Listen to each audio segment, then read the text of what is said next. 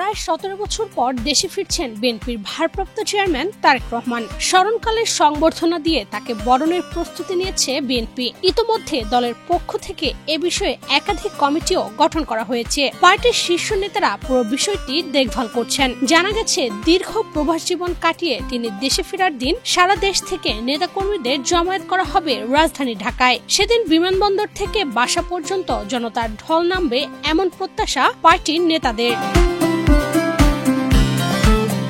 দলীয় সূত্রগুলো বলছে, আগামী নভেম্বরের শেষ অথবা ডিসেম্বরের প্রথমে দেশে ফিরছেন বিএনপির ভারপ্রাপ্ত চেয়ারম্যান তারেক রহমান। এর আগে তিনি পবিত্র ওমরা পালনে সপরিবারে সৌদি আরব যেতে পারেন।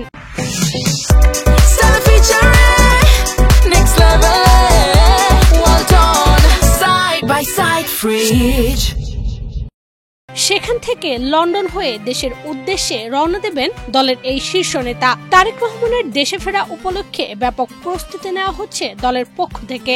নির্বাচনের আগে দলের শীর্ষ নেতার দেশে ফেরা ঘিরে তৃণমূল থেকে কেন্দ্র পর্যন্ত সাংগঠনিকভাবেও ব্যাপক জারণ তৈরি হয়েছে। স্মরণকালের বিশাল সংবর্ধনা দিতে প্রস্তুত নেতাকর্মীদের সবাই। এদিকে তারেক রহমানের জন্য প্রস্তুত করা হচ্ছে বাসভবন, অফিস ও বুলেট প্রুফ গাড়ি, সিকিউরিটিস এবং তাদের আগ্নেয়াস্ত্রের লাইসেন্স সহ সব প্রক্রিয়ায় প্রায় শেষের দিকে। দলের নীতি নির্ধারণী সূত্রে জানা গেছে এসব তথ্য। বাংলাদেশ প্রতিদিনকে বিষয়টি নিশ্চিত করেছেন বিএনপি চেয়ারপারসনের নিরাপত্তা উপদেষ্টা মেজর জেনারেল ফজলে ইলাহি আকবর। খবর পাওয়া গেছে উনি নভেম্বরের শেষ দিকে ওমরা করবেন, তারপরে উনি ডিসাইড করবেন কখন আসবেন। উনি ওমরা করতে যাবেন নভেম্বরের শেষ দিকে। চেয়ারপারসনের এই উপদেষ্টা আরো বলেন, ভারপ্রাপ্ত চেয়ারম্যান যখন দেশে আসবেন তখন তার নিরাপত্তা হালকাভাবে দেখার সুযোগ নেই। বিএনপির নিজস্ব নিরাপত্তা বাহিনী এক্ষেত্রে যথেষ্ট নয়। যে পরিমাণ নিরাপত্তা দরকার এটা দিয়ে তা কিন্তু দেওয়া সম্ভব নয়। সরকারি নিরাপত্তার প্রয়োজন রয়েছে। এছাড়া ফজলে ইলাহি আরো জানান, তারেক রহমানের দেশে ফেরা উপলক্ষে বিএনপির পক্ষ থেকে একটি নিরাপত্তা কমিটি গঠন করা হয়েছে। এই কমিটি নিরাপত্তা ব্যবস্থা ঢেলে সাজাবে এবং সরকারি বাহিনীর সঙ্গে সমন্বয় সাধন করবে।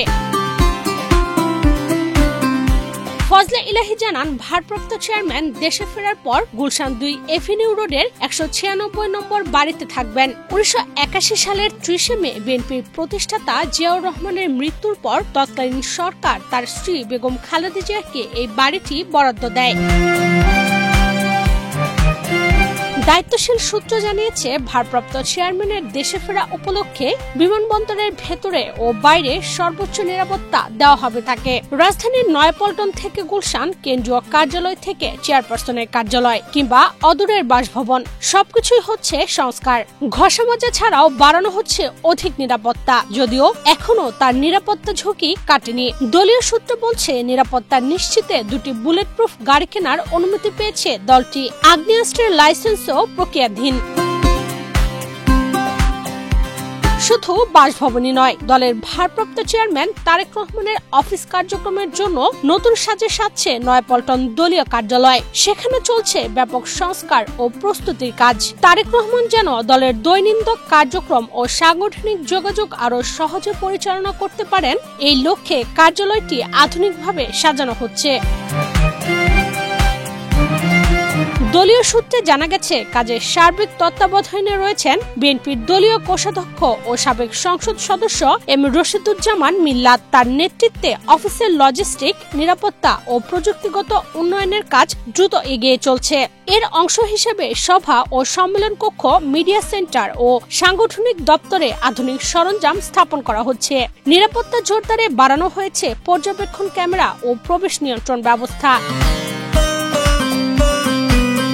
2008 সালের 11 সেপ্টেম্বর 1/11 সরকারের সময় চিকিৎসার জন্য স্ত্রী ডাক্তার জোবাইদা রহমান ও মেয়ে জাইমা রহমানকে নিয়ে লন্ডনে যান তারেক রহমান। এরপর থেকে সেখানেই অবস্থান করছেন তিনি। তবে দূরত্ব কখনোই তাকে রাজনীতি থেকে বিচ্ছিন্ন করতে পারেনি।